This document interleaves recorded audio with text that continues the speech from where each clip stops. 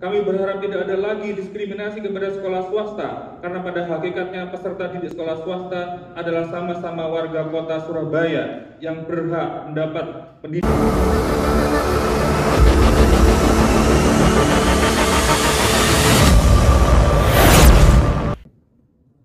Pendapat akhir fraksi Partai Keadilan Sejahtera terhadap rancangan peraturan daerah tentang anggaran pendapatan dan belanja daerah tahun anggaran 2023. Assalamualaikum warahmatullahi wabarakatuh. Salam. Allahu Akbar. Merdeka. Merdeka.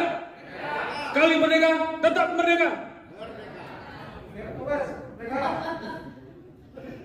Yang kami hormati saudara pimpinan, yang kami hormati saudara wali kota Surabaya, yang kami hormati rekan-rekan anggota DPRD Kota Surabaya, yang kami hormati segenap jajaran pemerintah Kota Surabaya, yang kami hormati para undangan serta rekan-rekan wartawan.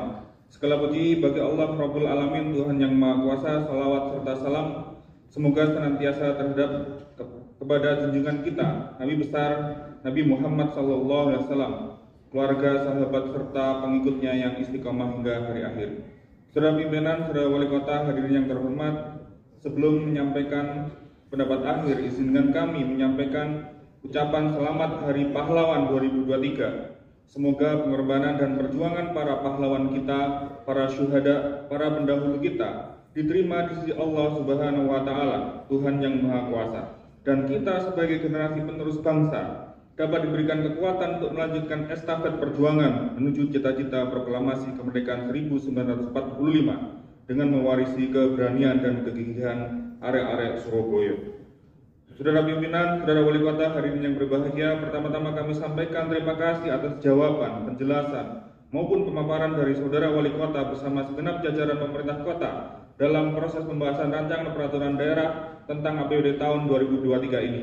Mengenai peningkatan indeks pembangunan manusia (IPM) yang dilakukan melalui peningkatan kualitas pendidikan dengan alokasi anggaran 20,6% dari RAPBD 2023, kami menilai angka ini masih terlalu kecil, sangat mepet dengan ketentuan konstitusi dalam porsi anggaran pendidikan yakni 20%. Sementara kondisi pandemi membuat kualitas pendidikan kita diakui atau tidak mengalami kemunduran. Di samping itu, pandemi juga memberikan pelajaran bagi kita untuk melakukan transformasi digital dalam proses pendidikan. Pemerintah kota mestinya bisa menganggarkan belanja yang lebih besar bagi keberhasilan transformasi digital di dunia pendidikan. Kemudian mengenai peningkatan IPM yang juga dilakukan dengan peningkatan kualitas kesehatan dengan alokasi anggaran 22,03% dari RAPBD 2023, kami ingatkan agar bisa juga dialokasikan dengan seksama untuk mengatasi gizi buruk dan mengatasi stunting. Dengan menurunnya kasus gizi buruk dan menurunnya tingkat prevalensi stunting, kita berharap kualitas SDM warga Surabaya akan jauh meningkat di masa yang akan datang. Selain itu, peningkatan IPM yang dilakukan pula dengan peningkatan taraf kehidupan yang layak melalui pelatihan kerja, pelatihan usaha, dan program padat karya. Kami harapkan jangkauan intervensi pemerintah kota terhadap angka pengangguran pada angkatan kerja dapat dioptimalkan sehingga semakin banyak pengangguran yang terentaskan. Kami memberikan apresiasi atas tren penurunan angka tingkat pengangguran terbuka (TPT) dalam 3 tahun terakhir masa pandemi dari 9,79 pada Agustus 2020 menjadi 9,68 di Agustus 2021 hingga 7,62 saat Agustus 2022 ini. Tren ini mesti dipertahankan. Jika pada tahun 2023 trennya sama seperti tahun ini, maka TPT bisa mencapai 5,76, angka yang sama seperti sebelum pandemi. Berikutnya mengenai peningkatan capaian angka harapan hidup warga kota Surabaya melalui dukungan pemerintah kota terhadap para kader Surabaya hebat dan Bunda PAUD serta tim penggerak PKK, kami sampaikan terima kasih. Kami juga apresiasi atas alokasi anggaran RAPBD tahun anggaran 2023 untuk perbaikan balai RW dan atau balai RT. Selanjutnya berkenaan pengembangan fasilitas kesehatan yang dilaksanakan dengan membangun rumah sakit di wilayah Surabaya Timur, serta peningkatan kualitas layanan puskesmas dan didukung penguatan jaringan kerjasama dengan fasilitas kesehatan lainnya, baik milik pemerintah maupun swasta, kami sampaikan terima kasih. Kami tetap mendorong agar pemerintah kota memiliki peta jalan pencapaian target ideal rasio pelayanan kesehatan dengan jumlah penduduk kota Surabaya. Kemudian berkaitan dukungan pada pendidikan anak usia dini (PAUD), yang dilakukan melalui pemberian honor Bunda PAUD dan penyediaan komputer untuk PAUD, kami sampaikan terima kasih. Yang perlu menjadi perhatian adalah belum cairnya pemberian sarana-sarana PAUD antara lain komputer tersebut sampai menjelang triwulan akhir tahun anggaran. Sementara berkaitan dengan siswa MDR jenjang SMA, SMK yang diberikan beasiswa, kami tetap mendorong pemerintah kota melakukan pengecekan apakah hal tersebut telah tersampaikan kepada seluruh siswa yang berhak menerimanya. Terkait pemerataan SMP negeri, bahwa pemerintah kota telah bekerjasama dengan sekolah swasta guna memenuhi daya tampung siswa-siswi, kami sampaikan terima kasih.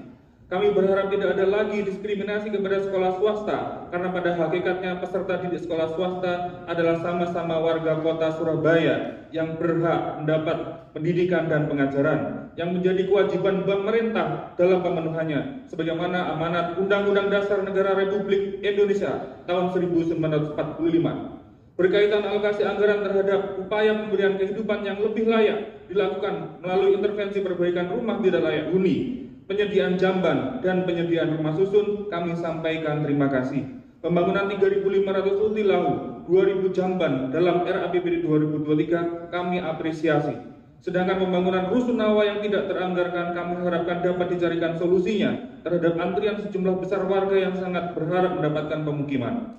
Selanjutnya tentang pengentasan kemiskinan dan peningkatan taraf ekonomi yang dilakukan dengan ekonomi kerakyatan melalui pemberdayaan masyarakat pada program padat karya, dukungan terhadap UMKM, dan peningkatan kawasan wisata yang diharapkan dapat mengurangi tingkat pengangguran, kami sampaikan terima kasih. Perlu kiranya dioptimalkan pemanfaatan dana kelurahan bagi pemberdayaan ekonomi warga di setiap kelurahan, sehingga dampak dari intervensi pemerintah kota terhadap peningkatan taraf ekonomi bisa terlihat langsung secara lokal di tingkat RT RW. Terkait pemanfaatan aset Pemkot untuk program padat karya yang akan dilaksanakan lebih luas dan merata di seluruh kawasan, kami sampaikan terima kasih. Kami berharap tidak ada lagi aset Pemkot yang tidur dan hanya terpasang papan nama milik Pemkot. Setiap aset Pemkot harus bisa dirasakan kemanfaatannya bagi warga kota. Berikutnya soal pembangunan maupun perbaikan fasilitas bagi pesepeda dan pejalan kaki, serta perbaikan taman dilakukan melalui penambahan jalur sepeda, pembangunan jalur pedestrian, dan pemeliharaan taman dengan didukung pemasangan PJU yang memadai, kami sampaikan terima kasih. Pada kesempatan ini, izinkan kami menyampaikan berbagai aspirasi warga yang mengeluhkan pembangunan jalan dan saluran banyak yang menimbulkan kerusakan, genangan, dan tumpukan material yang menyebabkan kemacetan dan berpotensi menyebabkan kecelakaan. Oleh karena itu, perlu kiranya proses pembangunan dilaksanakan dengan lebih efektif dan efisien secara modern sehingga tidak menimbulkan ketidaknyamanan warga.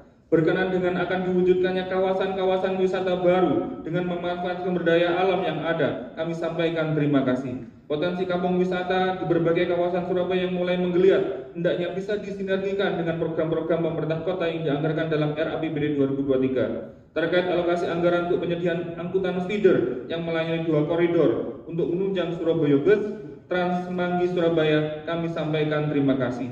Kami harapkan pelaksanaan anggaran tersebut dapat secepatnya dilakukan pada awal tahun anggaran 2023 agar wajah transportasi massal Surabaya yang lebih aman, nyaman, dan terjangkau dapat segera terrealisasi.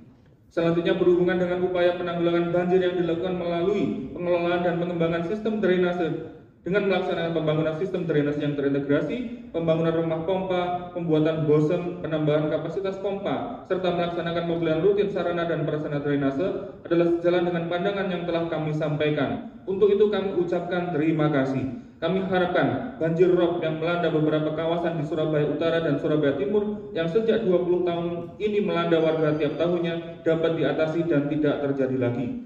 Saudara pimpinan, saudara wali kota, hadirin yang budiman, berdasarkan pembahasan yang telah bersama antara DPRD dan pemerintah kota, serta memperhatikan catatan-catatan yang telah kami sampaikan di atas, maka dengan mengucap Bismillahirrahmanirrahim, fraksi Partai Keadilan Sejahtera menyatakan dapat menerima rancangan peraturan daerah Kota Surabaya tentang anggaran pendapatan dan belanja daerah tahun 2023 untuk ditetapkan menjadi peraturan daerah. Demikianlah pendapat akhir fraksi Partai Keadilan Sejahtera terhadap rancangan peraturan daerah tentang anggaran pendapatan dan belanja daerah tahun anggaran 2023. Terima kasih atas segala perhatian. Wassalamualaikum warahmatullahi wabarakatuh. Surabaya 9 November 2022, fraksi Partai Keadilan Sejahtera DPRD Kota Pahlawan, Cahyo Siswa Utomo ST, Ketua dan Juru Bicara.